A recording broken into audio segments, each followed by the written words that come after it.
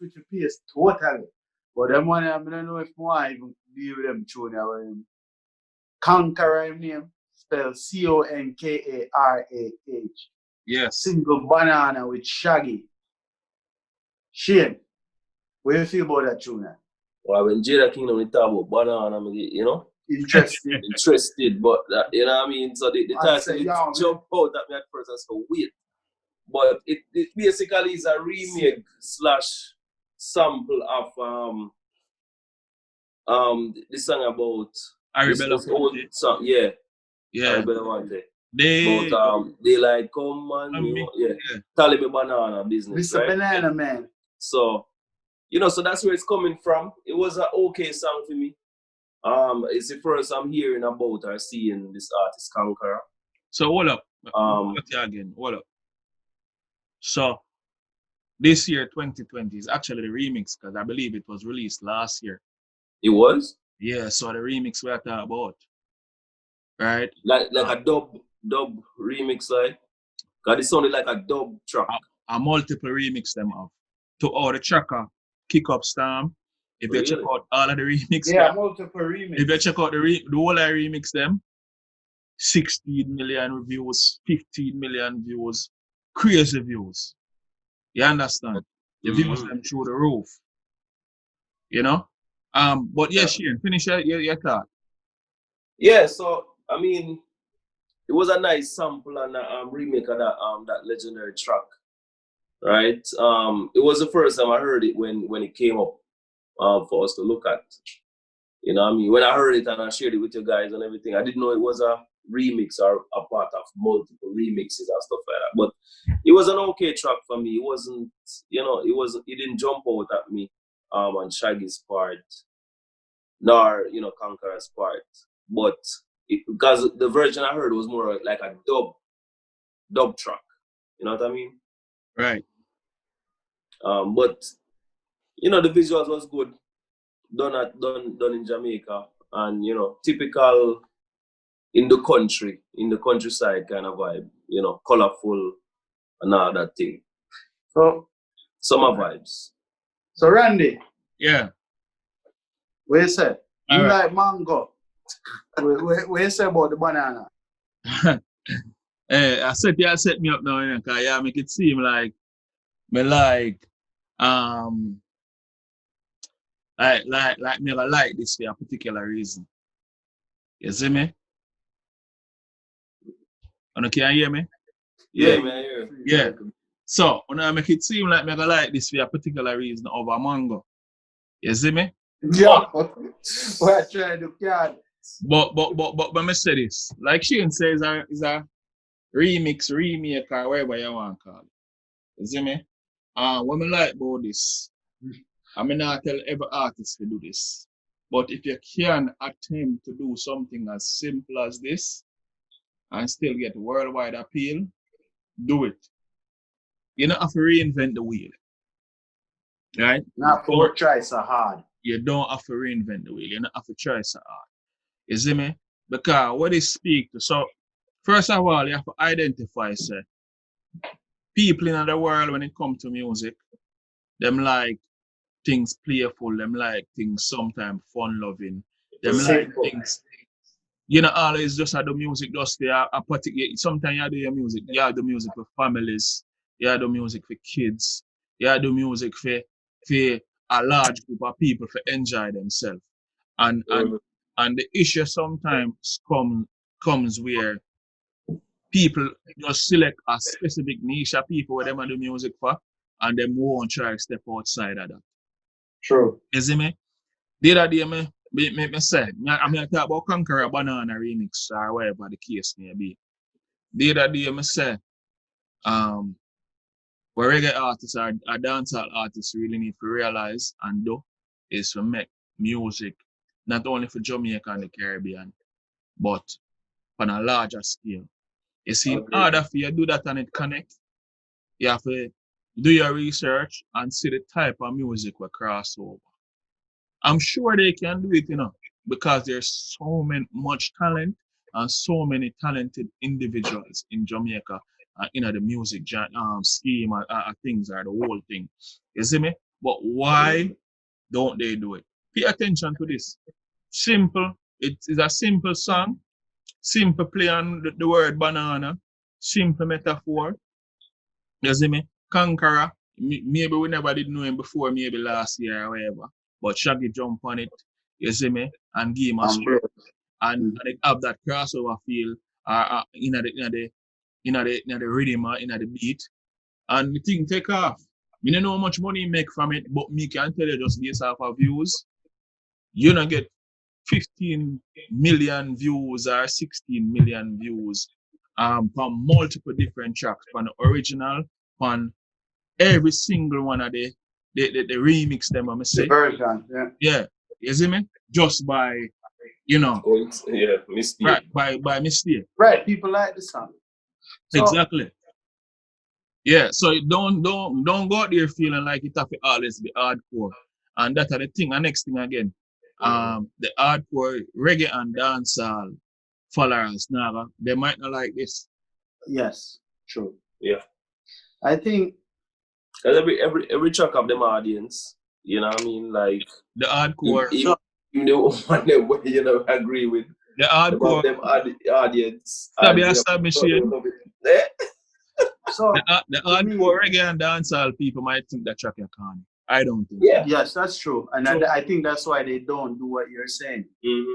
I think he followed the Latina formula, reggaeton formula. Let's be honest, whether we believe it or not, this is how the world wants to see us. Happy, a bunch of fruits in the video. Yo, we don't know about the fruit. No, colors. Why? Why? Yo, man, them that. What is a fruit basket? I talk about just things that remind them about the Caribbean. The beach, that's what they want to see. Most Americans believe, say, everywhere in the island is next to the beach. And we all wear floral shirts. So it's a big beach. And shorts and chancletas. And drink red stripe. This is what they want to see. This is what they might identify the Caribbean, even if they've never visited. Mm. And them like these kind of upbeat summery feel. This is why we usually have big records in the summer, and then for the rest of the year, them throw away. So, him follow that formula. Me personal, authentic or not, me not really like the record. I think it's okay. However, me do appreciate the risk when him take and trying to do different songs. Yeah. Maga always like that. The video, to me personally, again, it's too cliche, but this is what they want. So it's up to the artist if they're willing to do that. At least try.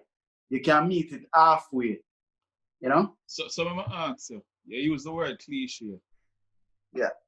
How often or how recent have we seen anything like this? It doesn't happen. So since it's rare, sometimes even though it might be cookie cutter, cliche, or corny, if people not do it all the while, just throw something corny out there and see if a fish grab or something grab it. Fish grab? Yo! Yeah, it's like you throw out your fishing line. Yo! Why? Yo, that segment, yeah, a little off kilter. Shaky. Yo, shaky, right? No, dog, no shaky. We're going to bring back the chop on the road. Yeah, no shaky. Right, go off and chat. But yeah, look, some people will like it. The casual dancehall and reggae fan will like it. So if you're out there trying to make money, which most of them are, try something like this sometime. The whole heap of weed smoking and me a bad man, it's not gonna cross over. The truth. Me have one more thing to say why them will like it.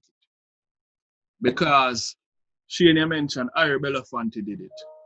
Yeah, it was already a hit. So that was already so you know, so that's huge worldwide. Yeah, everybody know the banana song. Right, it's huge. Where even Pitney were just born probably know the banana song. That's our man name called Banana Boat Man. So watch this now. What him basically do? is take what already popular and remix it. You see me? Yes. And that is automatically formally for success. Which means Arabella Fante and make up change. Perhaps most likely. But me say that to say this. In a reggae music and in a dancehall music, whether it come to the beat them or whatever, the artists them not have to feel like them have to reinvent the wheel every time. I think the first producers or producer that figure out the formula for whether it be remix or mix, blend. I could use blend as a better word because I don't want it to seem like I just sample and blend the old with the new and it come off in good taste. And that's gonna be the next big wave. So me feel. You get me? Yeah, and a lot of breakthrough came about because of that same formula. You use something, you synthesize something from what already is, and then you add your own touch to it. And that's how, that's how like blues became R&B, became pop. That's how things transition from one state to the next. So, the man them said, became rocksteady, became man them a lick out on reggae, became trap dancehall and all these things. But you see, if the man, the producer them where do the so-called trap dancehall beats and everything, find a way to blend the old hits in a dancehall with what's new, I guarantee you those things are gonna bang. Yes. Somebody needs to merge the two, bridge the gap. Yeah, but unfortunately, I think for me, I know what's going on. The man them have a workflow. Some of the producer them only know them workflow. You see, sometimes when you learn something new, like a man might use Fruity Loops, or a man might use Ableton, or a man might use Logic, or a man might use Pro Tools. You see me? You see, when you learn the workflow, a man, him not learn nothing outside of workflow, him stuck in him workflow. Yeah. You see me? And that's gonna bring forth the same kind of results. The man then show you a YouTube video of how to make a beat, you follow that to a T over and over again. You don't learn nothing outside of that. You see me? So you gotta keep on getting the same results, you gotta keep on getting the same sounding beats. Try learn more than just where you sit on YouTube. Try experiment. Try actually going at the tabs them into the software and find out what each individual thing actually does. You see me? Yeah. And experiment with it. Just like where I use Photoshop. Try some different panels, brother. You see me? Try some different tools. If you used to use the lasso tool, you know what I mean, use a different tool this time. You see me? Yeah. Yeah. But and I saw you gotta expand your horizons. You dig? And I saw when you really get good with it, you might even push the developers then to develop something better. See me I said? But a lot of us, because the same thing we always been restricting us from before is education. You see me? Education really and truly, I honestly believe that. You see me? Now I say that to be a preacher or whatever, I'll even look like, boy, and they love this thing, them kind of. Me I speak the truth, that's all me feel. What you're saying is important. It's the truth. I mean, you're not telling any lies. Yeah. It's just, I don't know, people been saying this forever. It ain't a new concept. We just, for whatever reason, we don't gravitate to it. So basically, we are one self back then. Right. So the objective is to find a way to deliver the message without having people like tune out. You know what I mean? Yeah, and we talk about the concept of shortcuts. You know what I mean? People like the shortcuts. You want to go for this and you just keep doing this because, this work this one time, so you just keep on doing this. Right. So it's a shortcut and nobody want to take time out to learn. There's no shortcut to great. To learn the other aspects of whether people want to say, they want to do this and that and reach this so quickly. Yeah. There's no shortcut to it. You can fool yourself a little bit. Yeah. You can only compound the work, but the eventually effort. it's gonna catch up. And Yep. somebody's gonna see through your bullshit. Yeah. So, The only way to do that, the only shortcut is compounding the effort in a short period of time. correct. You know, but to actually try to cheat the process, or take time with the process. We ourselves have go through the process right now. And we're learning what the viewers like. yeah, we also compounding our efforts as well. Yeah. Right, but I'm saying we're going through the same process that a lot of people out there going. We're trying to figure out It's a growing process. all the things, but you have to have in the back of your mind, don't quit, don't take no shortcuts. Eventually, people will figure out what it is you're trying to do. Yeah. And you eventually will just get better because you're not taking shortcuts. Yeah. Them have a thing named pay your dues, meaning you do the time. The more time you put in, the whole heap of things will reveal to you. You know? And if you never forget better, it will happen. So you said that, and actually people always say, don't work harder, work smarter. Yeah. I personally don't like that phrase because I don't think it's giving enough meat.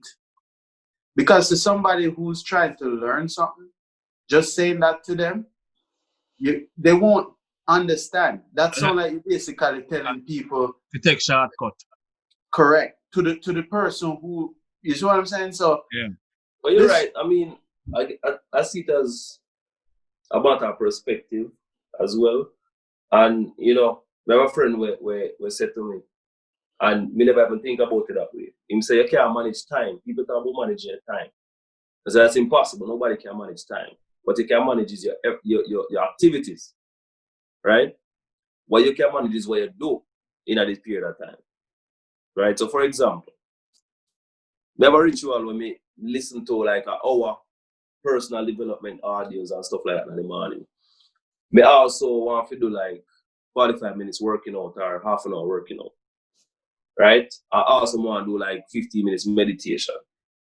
No, normally you'd probably do the personal development first at a 1 hour and then another 45 minutes or so work out and meditate.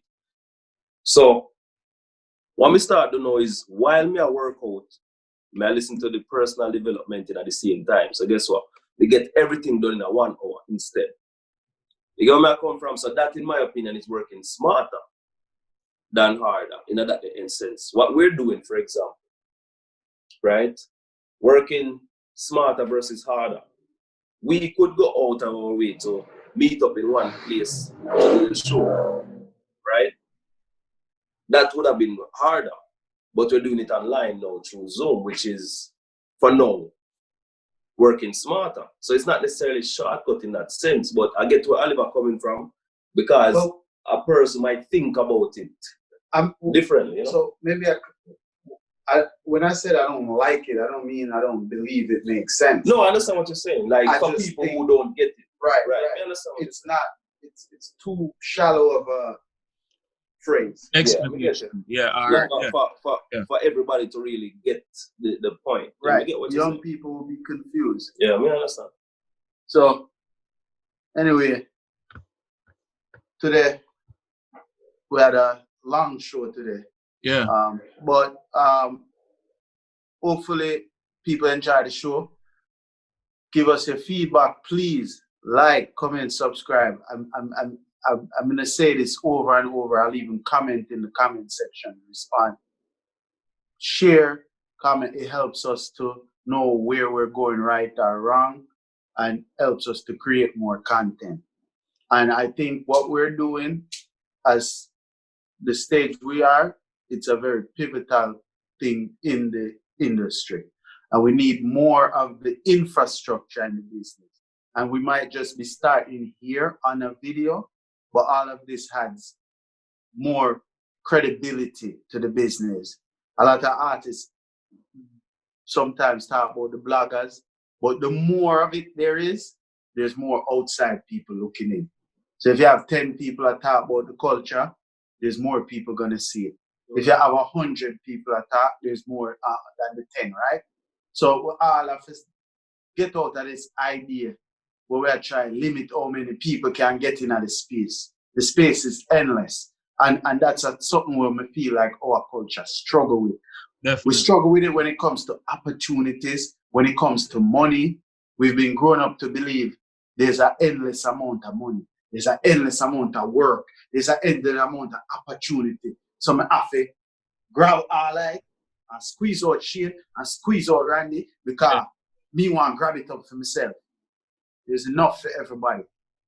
And there's enough fan base for everybody. So we could just try to build on the foundation of the music.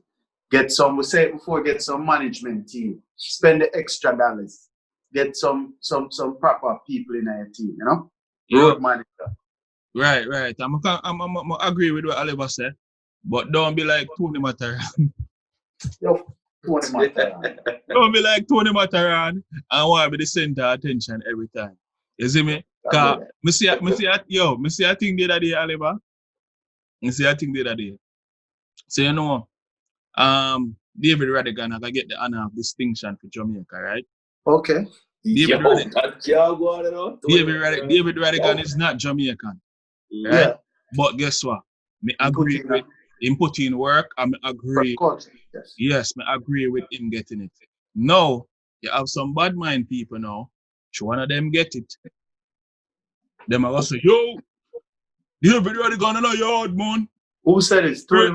No, he never said it, but me just anticipate, sir. And probably I feel some kind of way. Someone have some bad mind vibes like that, I might say that, brother. But, yo, nothing towards Tony Mataran still. Yeah. I think he's a good DJ. You know what I mean? But when you show your hater qualities, you know what I'm saying? We have to talk, we have to call it out, brother. Cut that out, brother. I'm not interested in them, man. I'm sorry. Yeah, man. Real talk. But alright. Yeah, man. Respect. And yes, this is the Reggaecy, where we endeavor to preserve the legacy of reggae and dancehall. Much love and respect. Thanks for always coming out. Thanks for showing us our the support. Please continue to do so. We value your comments and opinions. Like, bang the bell. Share and subscribe. Share, subscribe, comment. Until next time. Much love. Out.